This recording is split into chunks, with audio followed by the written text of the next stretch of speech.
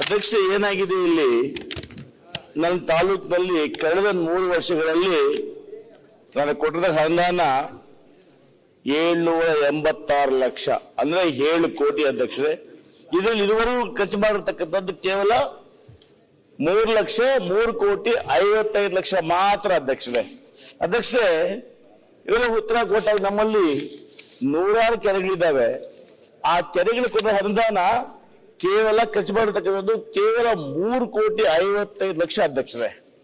ನಾನು ಸಚಿವರು ಮನವಿ ಮಾಡ್ತೇನೆ, ನೋಡಿ 21ರಿಂದ 23 ತನಕ ನೀವು ಹಣ ಮಂಜೂರಿನೇ ಮಾಡಿಲ್ಲ, ಆದೇಶ ಕೊಟ್ಟಿದ್ದೀರಿ.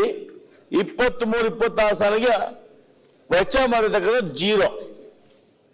ಅಧ್ಯಕ್ಷರೇ, ನಾನು ಮನವಿ ಮಾಡ್ತೇನೆ, ದಯಮಾಡಿ ನಮ್ಮ ತಾಲೂಕು ಕೇವಲ ಕೆರೆಗಳ ಮೇಲೆ ಆಧಾರವಾಗಿರ್ತಕ್ಕಂಥದ್ದು, ನಮ್ಮಲ್ಲಿ ಯಾವುದೇ ನದಿ ಹೊಳೆ ಯಾವುದು ಇಲ್ಲ ಅಧ್ಯಕ್ಷೆ.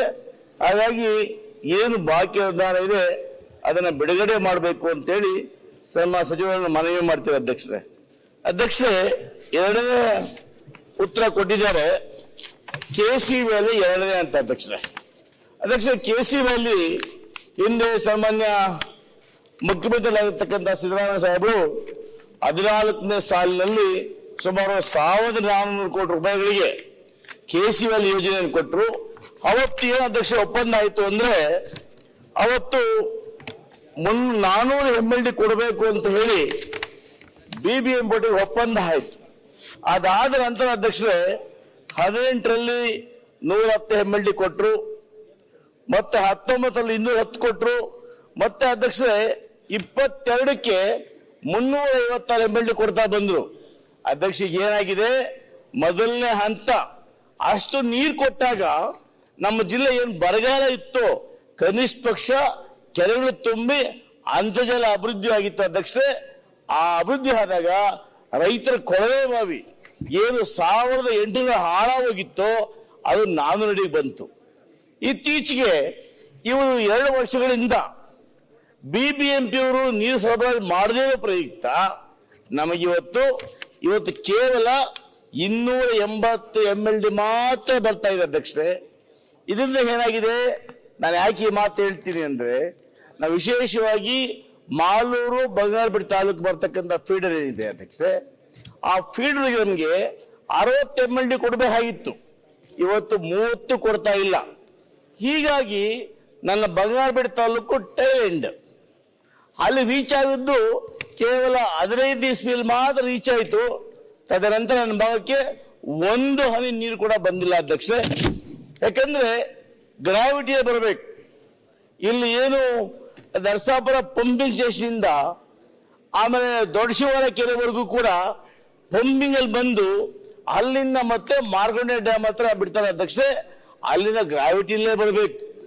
ಗ್ರಾವಿಟಿಲಿ ಬರಬೇಕಾದ್ರೆ ಕೋಲಾರ ತಾಲೂಕು, ಮಾಲೂರು, ಕೋಲಾರ, ನಂತರ ಬಂಗಾರಪೇಟೆ, ನನ್ನ ಭಾಗ ಹಂಚಾಳ ಅಂತ ಮೊದಲನೇ ವಿಲೇಜ್.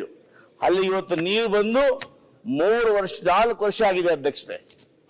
ಇವತ್ತು ಕೆಸಿ ವ್ಯಾಲಿ ಸಿದ್ದರಾಮಯ್ಯನವರು ಕೋಲಾರ ಜಿಲ್ಲೆ ಕೊಡಬೇಕು ಅಂತ ಮಾಡೋ ಉದ್ದೇಶ ಇವತ್ತು ಸಂಪೂರ್ಣವಾಗಿ ಈಡೇರಿಲ್ಲ. ರೈತರಿಗೆ ಇವತ್ತು ನಮ್ಮಲ್ಲಿ ನೀರಿಲ್ಲದೆ ನನ್ನ ಭಾಗದಲ್ಲಿ ವಿಶೇಷವಾಗಿ ತೊಂದರೆ ಆಗಿದೆ ಅಧ್ಯಕ್ಷರೇ.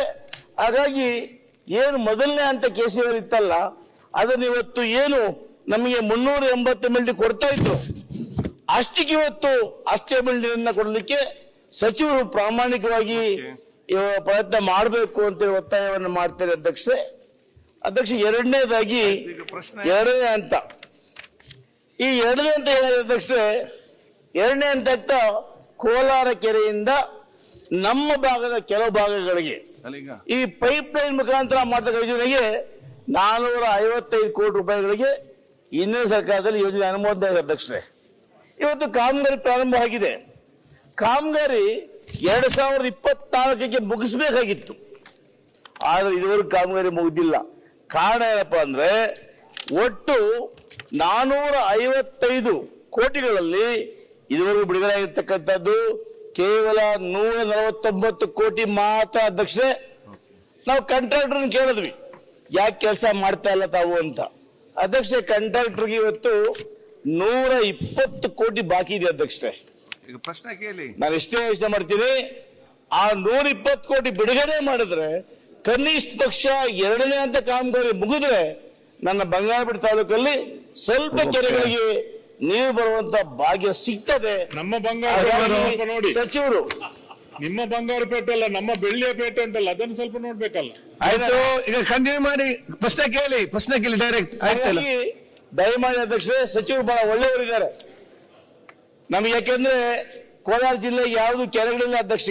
ಪ್ರಶ್ನೆ ನದಿ, ಹೊಳೆ, ಮಂಗಳೂರು ಸಮುದ್ರ ಯಾವುದೂ ಇಲ್ಲ, ಎಲ್ಲ ನೀವೇ ಇಟ್ಕೊಂಡ್ಬಿಟ್ಟಿದ್ದೀರಿ. ಆಯ್ತು, ಪ್ರಶ್ನೆ ಕೇಳಿ ಸಬ್ಜೆಕ್ಟ್. ಹಾಗಾಗಿ ಸಚಿವರು ಮನವಿ ಮಾಡ್ತೇನೆ, 2ನೇ ಹಂತ ಕಾಮಗಾರಿ ಪೂರೈಸಲಿಕ್ಕೆ ಏನು ಅನುದಾನ ಅಗತ್ಯ ಇದೆಯೋ, ಏನ್ ಬಾಕಿ ಇದೆಯೋ ಆ 120 ಕೋಟಿಗಳನ್ನು ಬಿಡುಗಡೆ ಮಾಡಿ ಸಂಪೂರ್ಣವಾಗಿ ಆ ಯೋಜನೆಯನ್ನು ಪೂರ್ಣಗೊಳಿಸಿ ಇವತ್ತು ನಮ್ಮ ಕೋಲಾರ ಜಿಲ್ಲೆಯ ತಾಲೂಕುಗಳಿಗೆ 2ನೇ ಕಾಮಗಾರಿಯನ್ನು ಮುಗಿಸ್ಕೊಳ್ಬೇಕು ಅಂತೇಳಿ ಸನ್ಮಾನ್ಯ ಸಚಿವರಲ್ಲಿ ಮನವಿ ಮಾಡ್ತೀನಿ. ಸನ್ಮಾನ್ಯ ಸಭಾಧ್ಯಕ್ಷರೇ. ಓಕೆ.